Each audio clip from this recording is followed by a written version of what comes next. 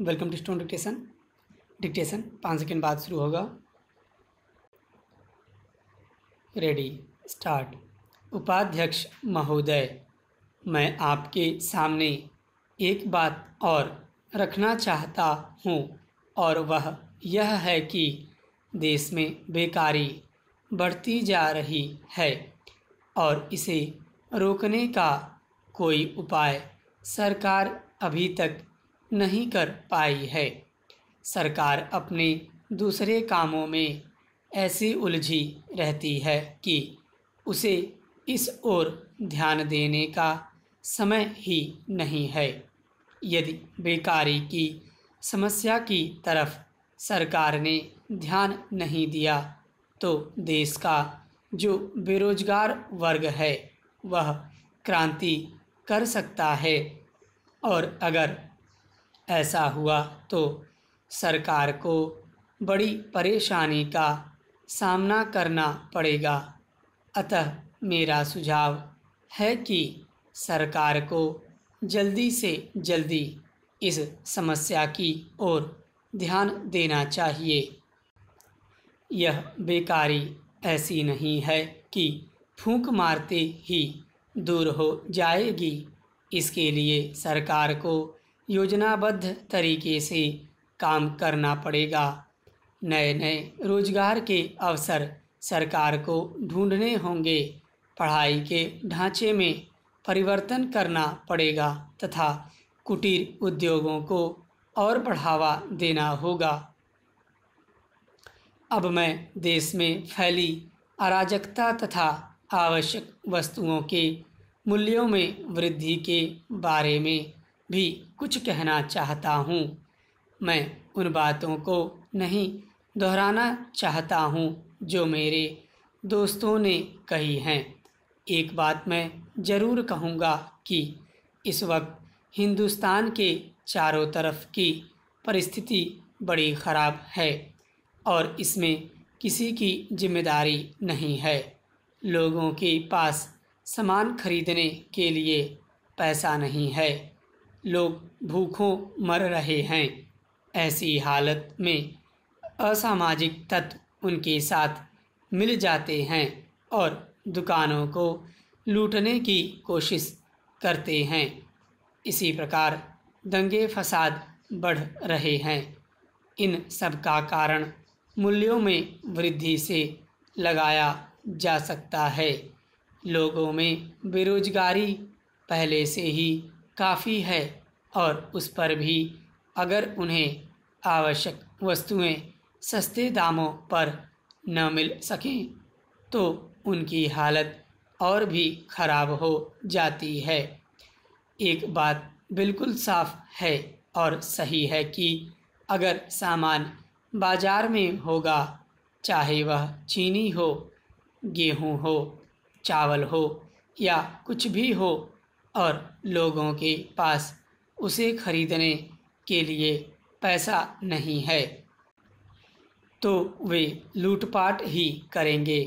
इसके अलावा चीज़ों के दाम इतने बढ़ चुके हैं कि गरीबों के लिए उन्हें खरीदना भी मुश्किल हो गया है।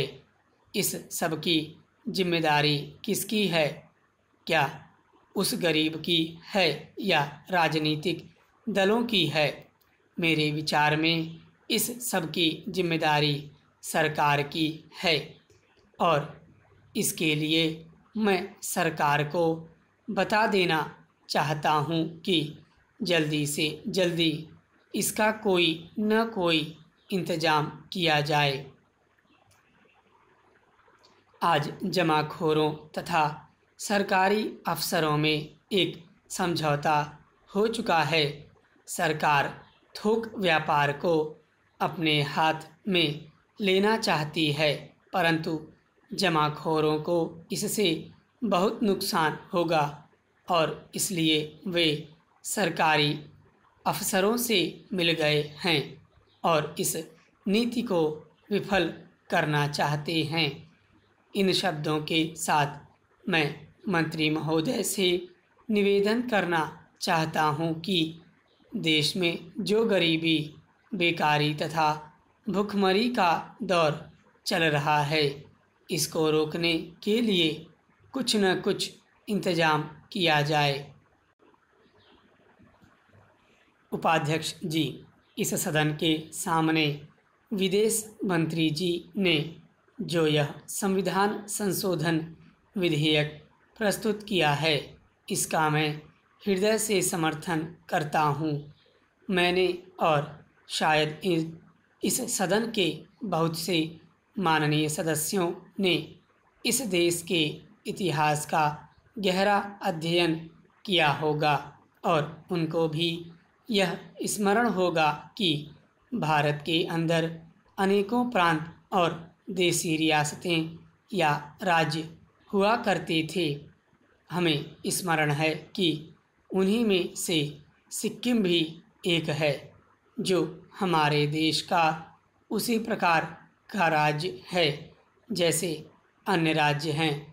लेकिन इतिहास इस बात का साक्षी है कि जो हमारे देश का एक अंग था, जिसके लगभग 1 लाख जनता ने हमारे साथ मिलने की इच्छा प्रकट की थी, उसको पिछले 27 सालों में उन मौलिक अधिकारों का प्रयोग करने का अवसर नहीं मिला, जिनका अधिकार उनको 1947 के बाद और विशेष रूप से 1952 के बाद, जब हमारा देश गणराज्य बना था, मिलना चाहिए था।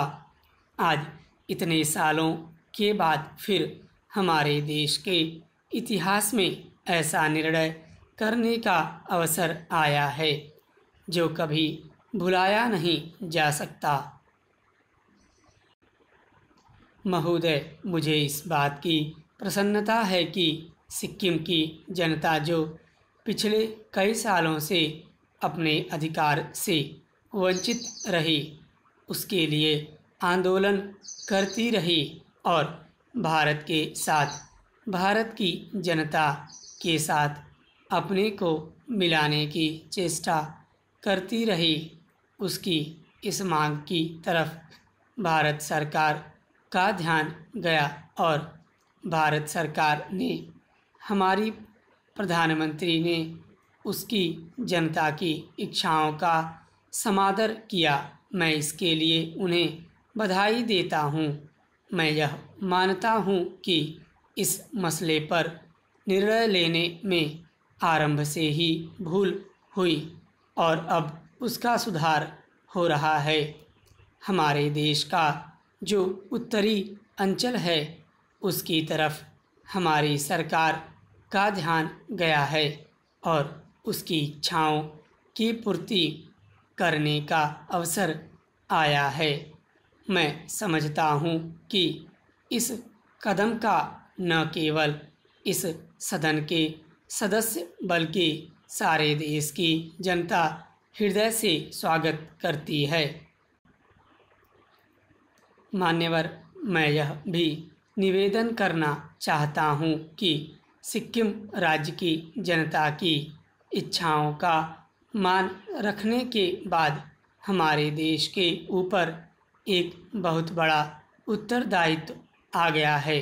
हमने पिछले 25 वर्षों में इस देश के विकास के लिए जितनी योजनाएं बनाई, चाहे वे शिक्षा के क्षेत्र में हों या उद्योग धंधों को बढ़ाने और रोजगार देने के संबंध में हों, उनसे हमारे देश की जनता तो लाभ उठा सकी, लेकिन सिक्किम प्रदेश की जनता उनसे वंचित रही।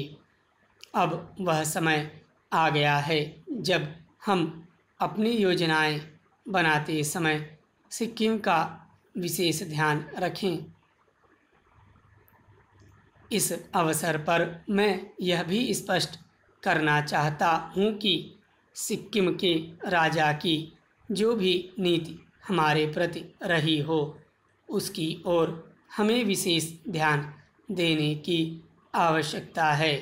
इस महान देश में बहुत से लोग गलतियाँ करते रहे हैं, लेकिन मैं समझता हूँ कि उनको सही रास्ते पर आने का अवसर देना चाहिए। स्टॉप।